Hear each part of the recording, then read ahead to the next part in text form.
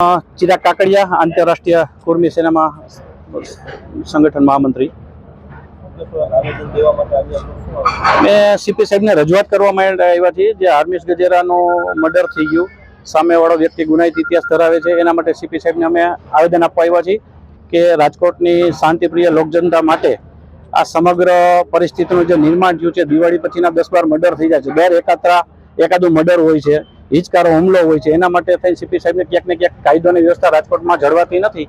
એના માટે થઈને અમે સીપી સાહેબને આવેદનપત્ર આપવા માંગીએ છીએ અને કહેવા માંગીએ છીએ કે અમને યોગ્ય ન્યાય નહીં મળે તો અમે આના પછીની અમારી આંતરરાષ્ટ્રીય કુર્મી સેના દ્વારા ચર્ચા કરી અને અમે આંદોલન કાર્યક્રમ કરશી.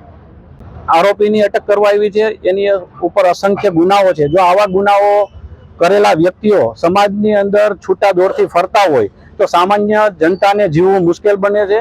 આ લોકોને આજીવન કેદની કારાવાસની સજા થવી જોઈએ અને એના માટે ખૂટતું કરે એવું સીપી સાહેબને આવેદન આપીએ છીએ. તટસ્થ અધિકારીની આની અંદર નિમણૂક થાય અને ફાસ્ટ ટ્રેક કોર્ટની અંદર અમારો કેસ ચાલે.